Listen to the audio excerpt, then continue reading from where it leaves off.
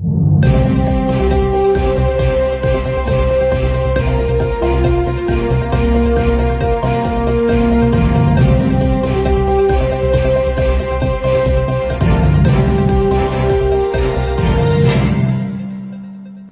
दोस्तों, साथी संदेश लाइव में आपका स्वागत है। आज हम आपकी मुलाकात करवाने जा रहे हैं क्षेत्र के एक ऐसे जाने माने हस्ती से जिनसे हम चर्चा करेंगे वक्फ बोर्ड के नए नियम को लेकर के। जो अभी विधेयक पास हुआ है, अभी पास हुआ है, उसमें क्या लिखा हुआ है, क्या खामियां हैं, क्या चीज अच्छी है, इसको लेकर के हम बात करेंगे। हमारे साथ मौजूद है नजरुल खान जी। नजरुल खान जी, आपका स्वागत है। जी धन्यवाद। मैं आपका चैनल का बहुत बहुत धन्यवाद देता हूं और मैं बिल्कुल उन सारे सवालों का जवाब देने के लिए तैयार हूं। वक्फ बोर्ड लगातार विवादों में बना रहता है, अपनी नीतियों को लेकर के या अपने फरमान को लेकर के। सबसे पहले तो ये जानना चाहेंगे कि वक्फ बोर्ड है क्या। दरअसल क्या होता है कि जो हमारे पहले हुकूमत जो होती थी, राजा महाराजाओं की होती थी, हमारे यहाँ बादशाह वाली पद्धति थी, तो उनके द्वारा जो है समाज को, मुस्लिम समाज को उनके क्या बोलते हैं, धार्मिक अनुष्ठान के लिए जो जगह दी जाती है, जैसे मस्जिद है, मदरसे हैं और भी बहुत सारी चीजें हैं, तो इसको दिया गया है। तो इन सारी जो संपत्तियां हैं, इनकी देख रेख के लिए, आप समझिएगा, मेरी बात को समझिए, इसकी देख रेख के लिए एक बोर्ड तैयार किया गया है और उसी को वक्फ बोर्ड कहा जाता है। वक्फ बोर्ड जो है वो किसी भी प्रॉपर्टी का मालिक नहीं होता है। वक्फ बोर्ड सिर्फ इनका चौकीदार होता है। जो एक नॉर्मल शब्दों में अपन बोल सकते हैं कि चौकीदार होता है, देख रेख की जिम्मेदारी वक्फ बोर्ड की होती है। और व्यवस्था खराब क्या हो रही है कि जब वक्फ बोर्ड में बैठे हुए लोग जो है उस पर अपना मालिकाना हक जता रहे हैं और संपत्तियों का क्या बोलते हैं, गलत इस्तेमाल कर रहे हैं, गलत तरीके से संपत्तियों को बेच रहे हैं, अपने पहचान वालों को या अपने संबंधित लोगों को राजनीतिक रूप से लाभ पहुंचाने के उद्देश्य से वक्फ बोर्ड की संपत्तियों को नियम विरुद्ध तरीके से उनको दे रहे हैं। तो विवाद की स्थिति यही पैदा हुई है। विवाद स्थिति पैदा हो रही थी। अभी एक नया विधेयक पास हुआ है वक्फ बोर्ड का, क्या है उसमें ऐसा, वो सही है, गलत है, या कुछ बिंदु उसके गलत हैं? क्या कहना चाहेंगे उसको लेकर? देखिए, सरकार जो व्यवस्था बनाती है, कहीं ना कहीं चीजों को व्यवस्थित करने के लिए बना रही है, लेकिन मेरा कहना है कि बार बार मुस्लिम समाज को टारगेट क्यों किया जा रहा है। कभी क्या बोलते हैं एनआरसी पे किया जाता है, कभी सीए पे किया जाता है, कभी क्या बोलते हैं 3 तलाक पे किया जाता है, और कभी क्या बोलते हैं वक्फ बोर्ड को लेके अभी जो चीचल इतनी मची हुई है।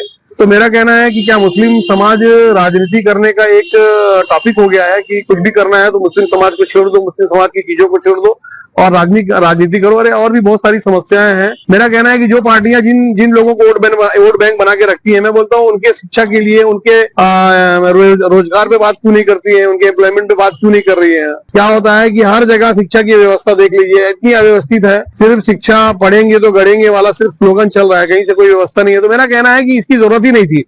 और अगर कहीं कोई गलती हो रही है, दिक्कत हो रही है, तो उसके लिए बाकायदा न्यायालय बने हुए हैं और उस पर क्या बोलते हैं सारे कानून बने हुए हैं, उसके तहत कार्रवाई हो सकती है। लेकिन ये कुछ अमेंडमेंट जो किया गया है, इसमें ये जो लिखा गया है कि वक्फ बोर्ड में 2 नॉन मुस्लिम रहेंगे, तो मैं समझता हूँ कि वक्फ बोर्ड मुसलमानों की एक संस्था, मुसलमानों की संपत्तियों की जो है हिफाजत करने के लिए, देख रेख करने के लिए वक्फ बोर्ड को बनाया गया है।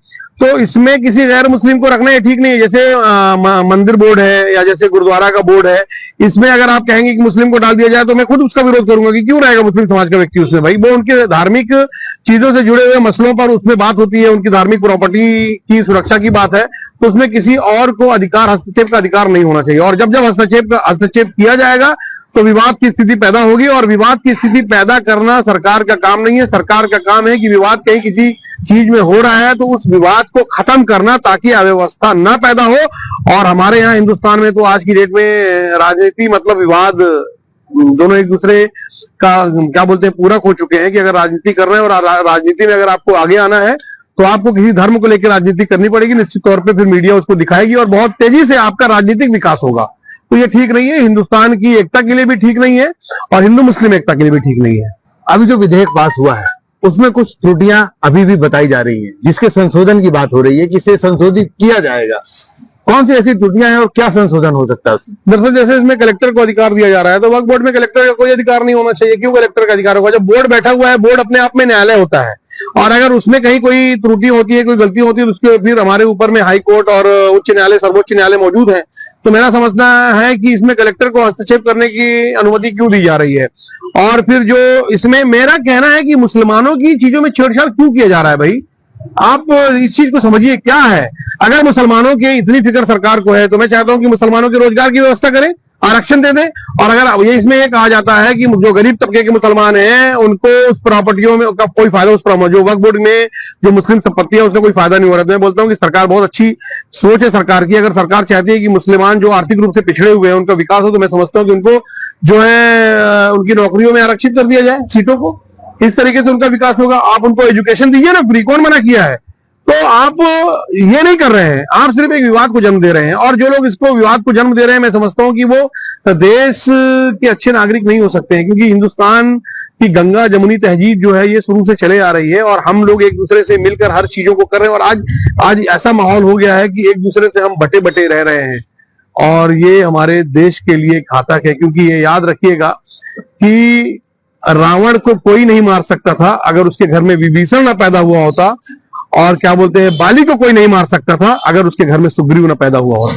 मुस्लिम कम्युनिटी की अगर बात करेंगे, मुसलमानों की अगर बात करेंगे, तो इसमें भी लोगों की राय मुख्तलिफ है, बटे हुई है राय।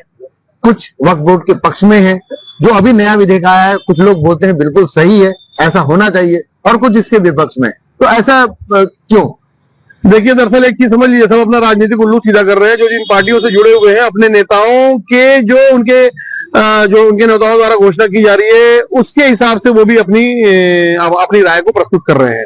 ये ठीक नहीं है। जो लोग बोल रहे हैं कि मुस्लिम समाज में, मैं सिर्फ ये कहना चाहता हूं कि ये वक्फ बोर्ड के मसले में उनको समझ कितनी आ गई है। ये लोग एक दूसरे का सिर्फ अपने देख रहे हैं कि कांग्रेस का कौन सा नेता है, कांग्रेस का नेता अगर विरोध कर रहा है तो कांग्रेस से जुड़े हुए जो मुस्लिम है उसके विरोध पर उतर जा रहे हैं।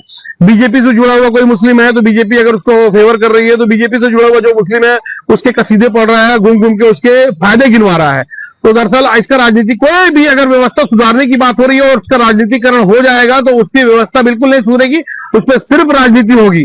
और मैं ये कहता हूं कि मुसलमानों को अपने अधिकार के लिए जब सड़क पर आकर खुद लड़ाई लड़ना है तो फिर हम वोट जो कांग्रेस, सपा, बसपा, बीजेपी और दूसरी दीगर पार्टियों को दे रहे हैं तो क्यों दे रहे हैं? तो मुसलमानों को इससे और सबक लेना चाहिए कि ये समझना चाहिए कि हमारा वोट, अगर हम यूनाइट होकर जो अपने वोट का अधिकार सही तरीके से करते तो इस तरीके की जो अवस्था पैदा हो रही है मुस्लिम समाज के लिए कभी ऐसी अवस्था पैदा करने की हिम्मत किसी में भी नहीं होती। तो मुझे लगता है कि मुसलमानों को ये चीजों को समझना चाहिए कि ये जो वोट बैंक बने हुए हैं और जो अपना नुकसान कर रहे हैं और अपना फायदा उठाने के लिए पूरे समाज का नुकसान कर रहे हैं, तो मैं समझता हूं कि ऐसे लोगों को चिन्हित करना चाहिए और पूरे समाज को ऐसे लोगों के खिलाफ खड़े होना चाहिए। अभी जो विधेयक पास हुआ है उस विधेयक को लेकर के मुसलमानों को एकजुट होकर के उनका पक्षधर होना चाहिए या फिर नकारना चाहिए? देखिए, मुस्लिम समाज के जो हमारे धर्मगुरु हैं, हमारे जो बड़े लीडर हैं, उन्होंने साफ तौर पे कहा है कि ये बिल जो है ये मुस्लिम समाज के लिए और हमारी संपत्तियों के जो उसकी सुरक्षा के लिए वक्फ बोर्ड बनाया गया था इसके पूरे खिलाफ है। कहीं ना कहीं ये संपत्तियों पर फिर जब चाहेगी क्या बोलते हैं सरकार कब्जा कर सकती है। आज का जो कानून है उसमें सरकार जो है वक्फ की संपत्तियों पे बिल्कुल कब्जा नहीं कर सकती। और एक बात मैं आपको फिर से बताना चाहता हूं कि वक्फ की संपत्तियां जो है वो सरकार की, गवर्नमेंट की प्रॉपर्टी नहीं है। गवर्नमेंट ये सोच रही है या गवर्नमेंट में, सरकार में बैठे हुए लोग सोच रहे हैं कि वक्फ की संपत्ति सरकार की, ये सरकार के द्वारा आवंटित की हुई जमीनें और ये जो बिल्डिंगें बनी हुई है सरकार द्वारा आवंटित नहीं की गई है। ये जो, जैसे अब मैं किसी मस्जिद का एग्जांपल ले लेता हूं कि कोई मस्जिद जैसे किसी मोहल्ले में होती है तो उस एरिया में रहने वाले लोग जो है अपने पैसे से, अपनी मेहनत की कमाई से पहले जमीन खरीदते हैं और जमीन खरीदने के बाद में उस पर मस्जिद की तामीर करते हैं। क्योंकि वक्फ बोर्ड जो है वो मुस्लिम प्रॉपर्टियों की सुरक्षा के लिए उसको बनाया गया है, तो लोग क्या करते हैं कि अपनी मस्जिद की सुरक्षा के लिए मस्जिद को रजिस्टर्ड करवाते हैं वक्फ बोर्ड में। और वक्फ बोर्ड अगर ये समझ लेती है कि अब वो मस्जिद उसकी प्रॉपर्टी हो गई है, तो मैं समझता हूं कि इस तरीके की सोच जो है वही मुसलमानों को तकलीफ दे रही है। क्योंकि वक्फ बोर्ड की कोई प्रॉपर्टी बिल्कुल नहीं है। वक्फ बोर्ड को सिर्फ मुस्लिम समाज की जितनी भी संपत्तियां हैं उसके चौकीदार के रूप में, उसकी देख रेख के रूप में ये संस्था जो बनाई है जिसे हम वक्फ बोर्ड कहते हैं। आपका सीधा कहना है कि वक्फ बोर्ड सही है लेकिन वक्फ बोर्ड की नीतियां गलत। बिल्कुल। वक्फ बोर्ड होना चाहिए या नहीं होना चाहिए? अंतिम सवाल। नहीं, बिल्कुल वक्फ बोर्ड होना चाहिए। वक्फ बोर्ड होने से इनकार कौन कर रहा है? और अभी तक तो सारी व्यवस्थाएं चली आ रही थी, कहीं कोई दिक्कत नहीं थी।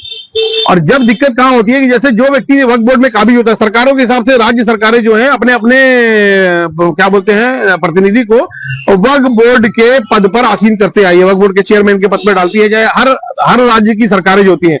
तो वो क्या होता है कि वो अपने हिसाब से देखता है कि वक्फ किस पद पर काबिज होकर मैं किस तरीके से अपना पर्सनल फायदा कर सकता हूं, और यही से अव्यवस्था पैदा होती है।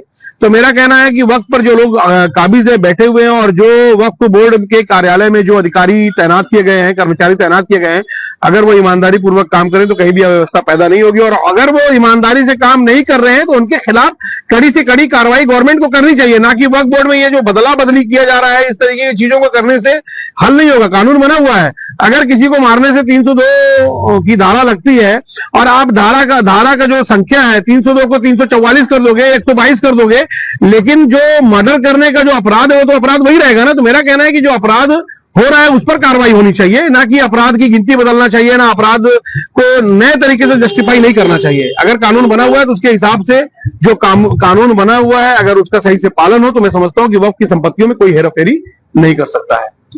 ये थे हमारे साथ नजरुल खान जी। उन्होंने साफ बताया है कि वक्फ बोर्ड बिल्कुल सही है, बोर्ड होना चाहिए, क्योंकि वक्फ बोर्ड एक ऐसी चीज है जो समझ लीजिए एक परिवार है, और परिवार का एक मालिक जो होता है, जो परिवार को पालता है, पालक है, उस तरह का है। लेकिन ये थे हमारे साथ नजरुल खान जी। उन्होंने साफ बताया है कि वक्फ बोर्ड बिल्कुल सही है, बोर्ड होना चाहिए, क्योंकि वक्फ बोर्ड एक ऐसी चीज है जो समझ लीजिए एक परिवार है, और परिवार का एक मालिक जो होता है, जो परिवार को पालता है, पालक है, उस तरह का है। लेकिन वक्फ में जो लोग हैं, इस बोर्ड में जो लोग हैं, उनकी सोच गलत है, उनका काम करने का तरीका गलत है, इसे बदलने की आवश्यकता है। नजरुल जी, बहुत बहुत धन्यवाद आपका हमसे जुड़ने के लिए। धन्यवाद आपके चैनल के। मैं चाहता हूं कि आपके माध्यम से मेरी बातों को ज्यादा से ज्यादा लोगों तक पहुंचाया जाए, और अगर कोई मुझसे इसमें मिस्टेक हुई होगी तो निश्चित तौर पे लोग मुझे इसके बारे में आपके चैनल के माध्यम से जानकारी दे सकते हैं। धन्यवाद। जय हिंद, जय छत्तीसगढ़। ऐसी और खबरों के लिए बने रहिए हमारे साथ और देखते रहिए साथी संदेश लाइव। मैं हूं संतोष शर्मा, दुर्ग भिलाई से।